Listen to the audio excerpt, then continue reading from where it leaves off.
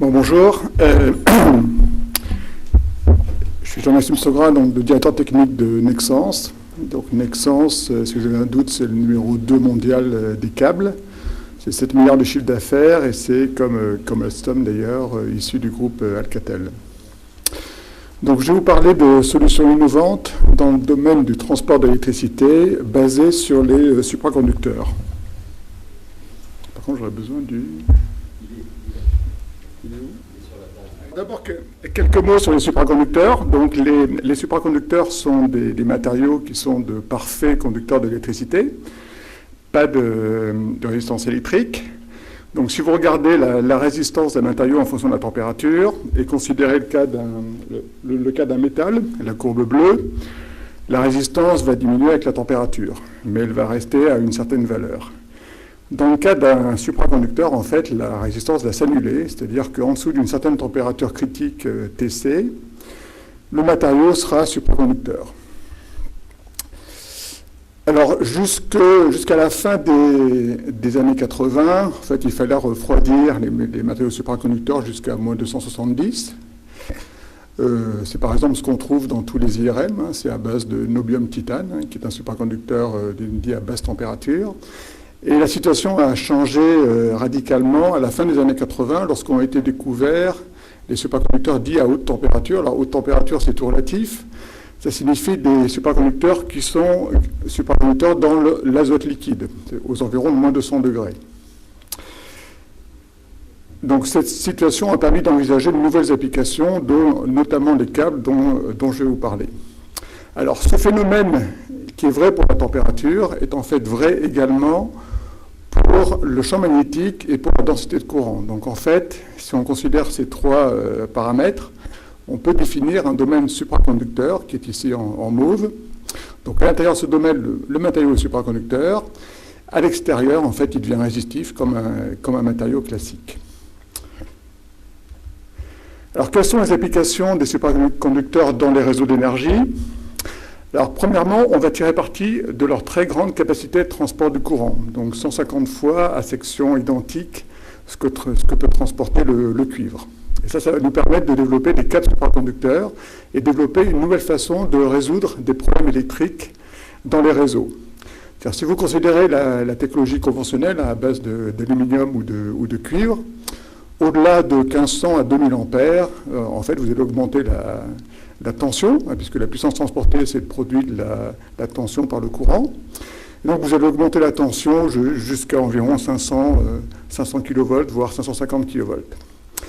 Dans le cas du supraconducteur, vous avez une autre possibilité, c'est que vous pouvez rester à une tension relativement limitée et augmenter le courant. Alors, augmenter le courant jusqu'à, disons, 5 à 6 000 ampères en courant alternatif et au-delà de 10 000 ampères en courant continu. Donc à partir de cette propriété, on va développer des câbles qui auront des caractéristiques sensiblement différentes des câbles conventionnels. L'autre application, ce sont les limiteurs de courant. Alors là, on va jouer sur le domaine supraconducteur dont je vous parlais précédemment. En fait, en régime normal, le courant va passer par un supraconducteur qui sera dans le domaine mauve, donc le système sera transparent pour le réseau.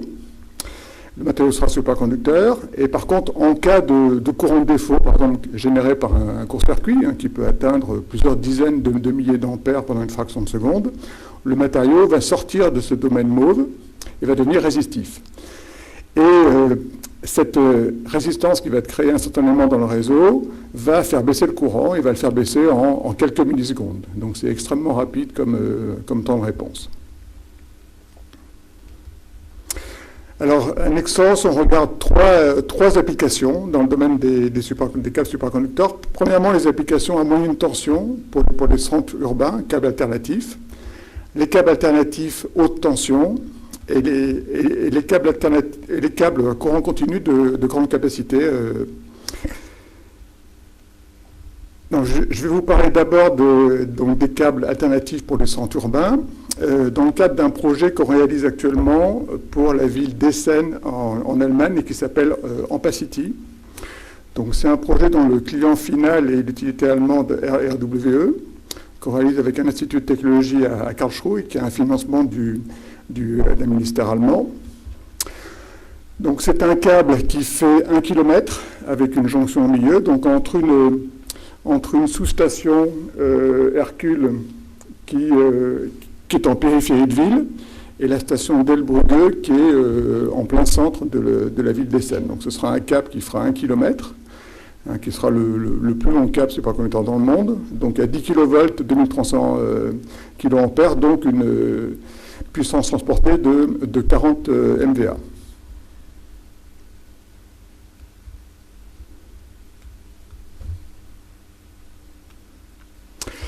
Alors, quelle est la motivation pour ce type de projet? Bon, c'est qu'à Essen, comme dans beaucoup de villes, le réseau devient âgé et on doit le remettre à niveau. Et les superconducteurs offrent une solution innovante qui va permettre de changer en fait l'architecture du réseau. Mais évidemment, les câbles superconducteurs, comme d'ailleurs le limiteur, elles sont des équipements assez onéreux et donc il faut regarder les économies qu'on va réaliser en les installant pour voir si la solution est économiquement compétitive. Donc c'est ce qu'on a fait au préalable avec l'Institut de Karlsruhe et RWE, ainsi que l'Université d'Hanovre. Donc on a fait une étude technico-économique sur le cas d'Essen. Et on a étudié trois solutions. Alors la solution à gauche qui est la solution existante, c'est-à-dire un câble conventionnel 110 kV. Donc le câble superconducteur 10 kV ou une solution conventionnelle 10 kV. Alors là, on aurait besoin de 5 câbles. Donc déjà, ce que vous voyez sur ce graphique, c'est qu'en termes d'emprise, en termes de terrain dont vous avez besoin pour installer les câbles, le système le plus compact est de loin le câble superconducteur à 10 kV. Ensuite, l'idée est en fait d'installer une nouvelle architecture de réseau. Donc là, si vous considérez un réseau typique avec, sur la partie supérieure, la partie haute tension, donc dans le cas d'Essen, c'est 110 kV. Et dans la partie inférieure, la partie moyenne tension, donc on parle là de 10 kV. Donc vous avez une alimentation 110 kV qui va arriver dans des sous-stations où on va transformer et on va passer de 110 kV à 10 kV. Et on a à chaque fois, pour des questions de redondance, deux transformateurs pour faire ça. L'idée avec les câbles superconducteurs est d'éliminer un certain nombre de transformateurs. C'est-à-dire qu'on va arriver dans certaines sous-stations directement en 10 kV et ce faisant, on va faire l'économie d'un certain nombre de transformateurs. Alors si on regarde plus précisément les économies qu'on va réaliser dans le réseau global d'Essen, donc c'est une étude qui a été faite de manière assez précise, on voit les économies de transformateurs. On voit des économies de système de connexion à 110 kV. Bon, bien sûr, on va remplacer le câble 110 kV conventionnel par un câble supra 10 kV et on aura besoin de plus de systèmes de connexion à 10 kV, mais qui sont beaucoup moins chers que ceux à 110 kV. Et donc, au total, en fait, on arrive à démontrer la viabilité économique du système superconducteur parce que le surcoût du câble superconducteur va être compensé, voire légèrement surcompensé, par les économies qu'on va réaliser au niveau des transformateurs ou du système de connexion. Donc on a réalisé cette étude. Donc là, vous avez sur ce graphe en rouge les coûts d'investissement et en bleu les coûts opérationnels. Donc on voit que la solution la plus onéreuse, c'est la solution actuelle, un câble conventionnel 110 kV. On voit que la solution la moins chère, c'est un câble 10 kV conventionnel. Enfin, quand je dis un câble 10 kV, c'est en fait 5 câbles 10 kV, mais qui, pour des questions d'encombrement, on a vu tout à l'heure que ça prenait une place plus importante, n'était pas possible à Essen. Et donc, la meilleure solution pour le cas de figure de la ville d'Essen, c'était le câble superconducteur à 10 kV. Alors, quels sont les bénéfices de ces câbles superconducteurs? Bon, premièrement, donc c'est la base. En fait, on va fonctionner à une tension réduite. Donc là, vous voyez, en faisant l'économie de transformateurs. Alors, ce sont des câbles qui n'ont aucun impact sur l'environnement, aucun impact thermique, parce qu'il y a une très bonne isolation thermique que je vous montrerai tout à l'heure. Donc, il n'y a pas de phénomène d'assèchement du sol, il n'y a pas de problème d'évacuation des calories, il n'y a pas de problème de profondeur maximum d'installation. Il n'y a pas non plus de champ magnétique extérieur, parce que par design, en fait, le champ magnétique est annulé à l'extérieur du câble.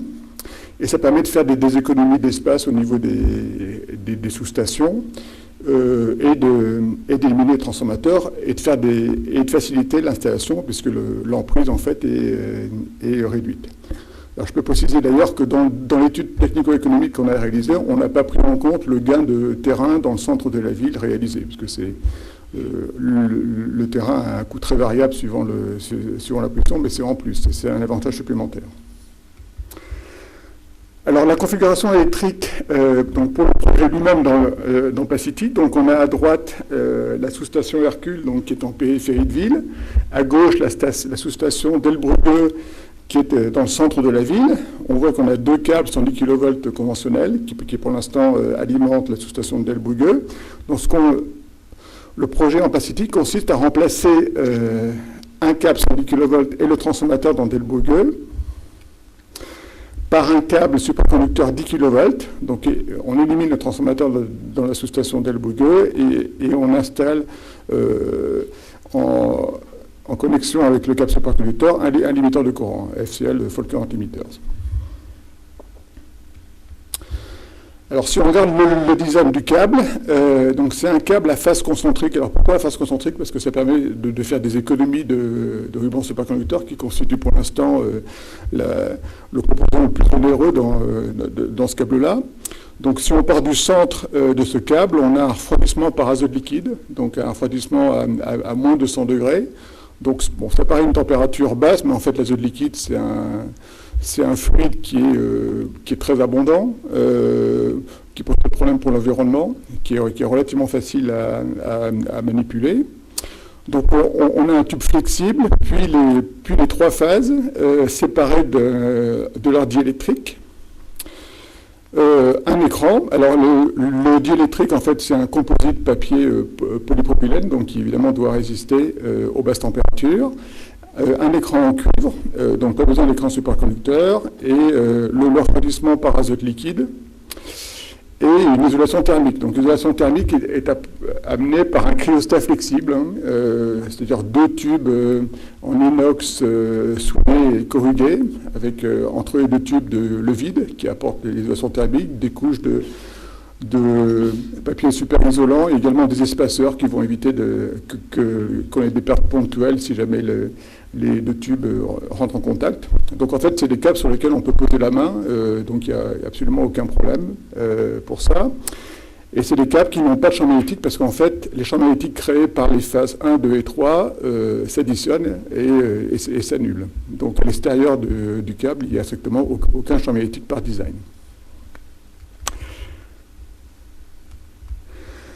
Donc on a développé pour ce projet des terminaisons très, très compactes, ça fait environ 2 mètres de long. Donc en fait le câble arrive par la droite, et ensuite on va d'abord connecter l'écran, puis les trois phases.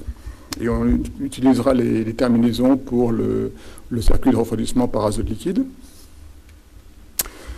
Et on va connecter ce câble à un limiteur de courant, donc il y a évidemment les mêmes caractéristiques, 40 MVA, 10 kV, 2300 A, donc qui est conçu pour limiter des courants de 50 000 A, qui va les réduire dès le premier pic à 13 000 A.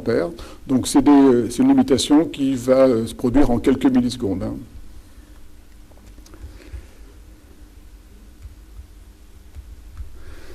Donc on a un système de refroidissement par azote liquide, donc aux environs de moins 200 degrés, donc qui est commun au câble et au limiteur de courant. Alors le statut de ce projet, donc on a réalisé les prototypes l'année dernière, on a terminé la qualification du prototype en début d'année, donc là vous avez une photographie en bas à gauche de notre laboratoire d'essai à Hanovre, qui est un laboratoire haute tension qui est connecté à un système de refroidissement par azote liquide. En haut à droite, vous avez la jonction et en bas à droite, donc la terminaison. Donc la qualification s'est terminée en début d'année et là on est en phase de fabrication. Donc on est en train de fabriquer à la fois le câble et d'ailleurs le limiteur de courant.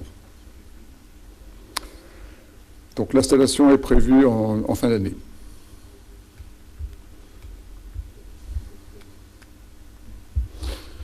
Alors, deuxième type de projet, donc les projets haute tension alternatifs. Donc pour ça, on avait réalisé il y a quelques années un projet qui s'appelle l'AIPA 1. Donc pourquoi l'AIPA? Parce que le client est la Long Island Power Utility.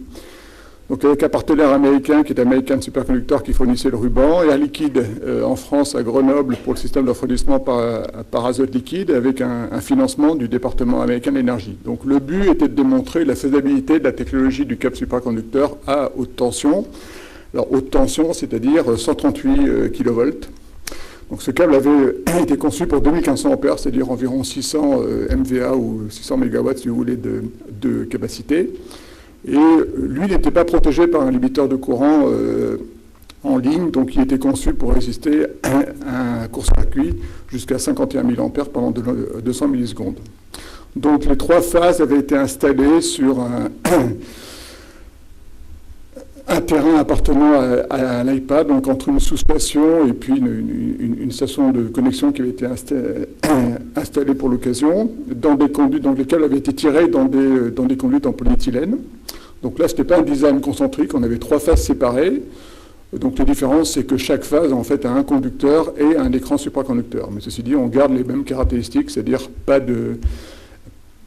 d'impact thermique sur l'environnement et pas de champ électromagnétique.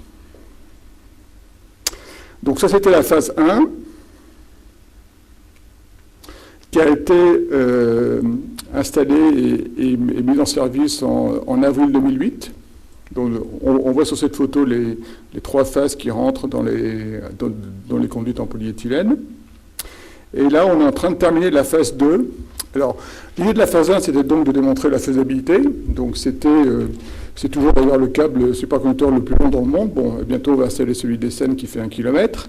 C'était celui qui avait la puissance la plus importante, près de 600 MW et à 130 kV. Donc on avait démontré la faisabilité, on est passé à la phase 2 où là on prépare des câbles supraconducteurs de plusieurs kilomètres. Parce qu'en fait on est dans une configuration qui est complètement semblable à celle des câbles conventionnels, c'est-à-dire qu'on met sur un touret la longueur qu'on peut, en fonction du diamètre du câble, pour que le touret reste transportable par voie terrestre, c'est-à-dire environ 600 à 700 mètres de câble, et ensuite on va raccorder ces sections de câbles par des jonctions entre elles, puis on va les raccorder par des terminaisons au réseau électrique. Donc là, l'idée, c'est de montrer que on peut également faire ça avec les câbles supraconducteurs. Donc cette deuxième phase, c'est avec les mêmes partenaires, avec le même financement du département American Energy. On repart du câble IPA 1, on enlève une phase, on installe une jonction, et on installe un câble moins onéreux avec une nouvelle génération de rubans supraconducteurs et avec un système qui est plus facilement réparable que le précédent système. Et donc une fois qu'on a validé cette configuration, ça signifie qu'on est en fait prêt à faire des liaisons de plusieurs kilomètres. Bon, par exemple, on a déjà fait une préétude pour un câble 10 km. Il nous faudrait 3 systèmes de refroidissement et des jonctions tous les 600 mètres. Bon, donc ce câble... L'iPad 2, en fait, vient d'être installé, on vient de terminer les tests, et là, on attend dans les prochaines semaines le raccordement au réseau.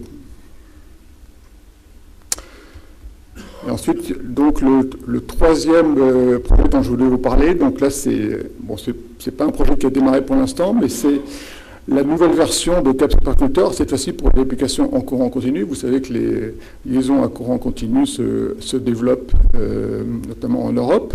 Alors pour l'interconnexion entre la France et l'Espagne, interconnexion entre la France et l'Italie, des liaisons en Suède, mais également les connexions de parcs éoliens. Et donc là, on a eu l'idée de développer un câble à très forte capacité, haute tension pour courant continu.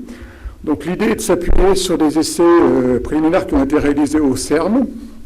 Donc le CERN est en train de développer un câble pour en fait alimenter les aimants du collisionneur de particules du LHC. Donc en fait des câbles qui seraient installés entre le tunnel du LHC et la surface, et qui aurait une capacité totale d'environ 200 000 ampères, donc une énorme capacité, à basse tension, à 1500 volts.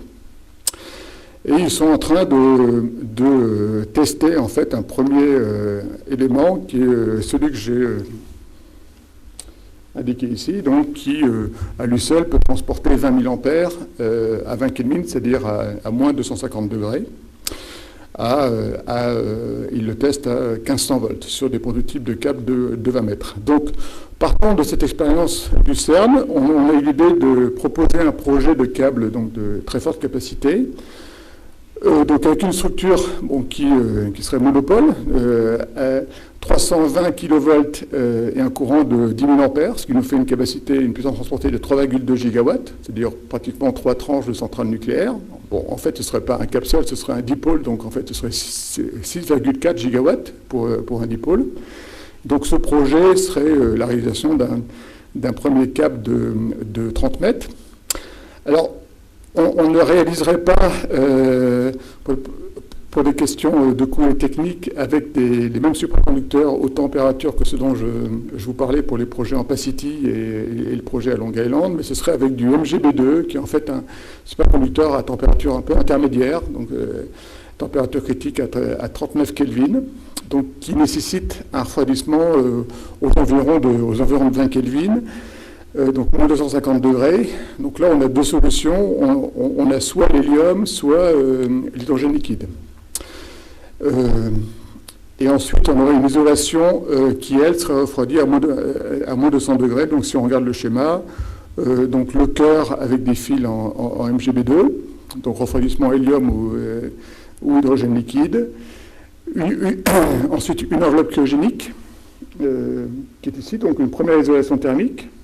Puis ensuite une isolation électrique qui est en fait la même que celle sur les câbles Ampacity et Long Island. Donc c'est un composite papier polypropylène imprégné d'azote liquide.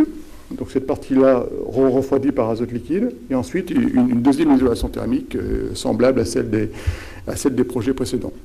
Alors la première phase serait avec l'hélium gazeux, étant entendu que ce câble aurait plus d'intérêt si on refroidissait en hydrogène liquide. Puisqu'en fait, si vous refroidissez en hydrogène liquide, non seulement vous utilisez l'hydrogène liquide pour transporter le courant, mais également l'hydrogène liquide représente également une source d'énergie que vous pouvez transporter d'un point à un autre simultanément. Mais pour des questions techniques, la première phase serait avec de l'hélium gazeux. Alors pour ce projet qui est en train d'être monté, qui est en discussion, on a en fait 10 partenaires, donc Nexans sur la partie câbles et accessoires, le CERN dont je vous parlais avec son expérience dans le MGB2, Columbus qui est une petite société italienne qui fournit en fait ce fil supraconducteur en MGB2, l'université de Dresde qui est expérimentée dans les systèmes de refroidissement, parce qu'on a deux systèmes, un pour l'hélium, un pour l'azote, enfin l'hélium et l'hydrogène, un pour l'azote. L'Université de Madrid et RTE en France pour la partie réseau. La coordination scientifique serait assurée par l'Institut IASS de Potsdam et l'École supérieure de physique et chimie industrielle de Paris, l'Institut de technologie de Karlsruhe, RSE à Milan, ainsi d'ailleurs que le CERN, travaillerait sur en fait le design du système de câble. Voilà, donc en conclusion, le message important est que les supraconducteurs sortent en fait du laboratoire. Bon, ils sont sortis depuis longtemps si vous considérez les supraconducteurs à basse température. Hein, parce que je vous parlais des niobium titane qui est en fait dans tous les IRM ou pour les applications scientifiques dans la RMN ou dans la physique des hautes énergies, notamment au CERN. Mais ce qui est important, c'est qu'ils sortent de laboratoire et sont maintenant prêts à être introduits dans les réseaux électriques. Et dans certains cas, les systèmes supraconducteurs constituent des alternatives intéressantes au système conventionnel. Alors, les applications de base, c'est la réduction du niveau de tension, avec notamment ce dont je vous parlais, c'est-à-dire la possibilité d'éliminer les transformateurs dans le centre des villes, de faire des économies dans les équipements des sous-stations, et grosso modo, changer en fait l'architecture des réseaux. Donc on a démontré, et c'est quand même un pas très important, et c'est je pense la première fois, on a démontré avec le projet des CERN que ces systèmes supraconducteurs deviennent économiquement viables. Alors évidemment, le câble supraconducteur reste sensiblement plus cher qu'un câble conventionnel, donc il faut trouver des applications où son utilisation permet de faire des économies. Alors des économies, c'est essentiellement au niveau des équipements des sous-stations, donc transformateurs, connexions, ou au niveau du génie civil, voire des économies plus difficiles à quantifier, comme par exemple l'obtention plus rapide de permis ou de ne pas avoir à changer de permis parce que vous restez à la même tension.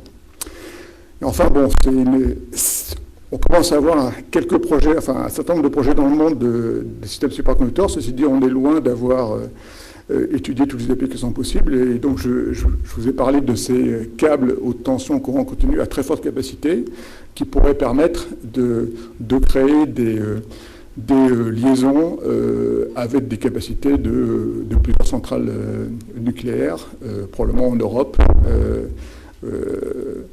pour notamment les connecter au parc éolien offshore. Voilà, merci.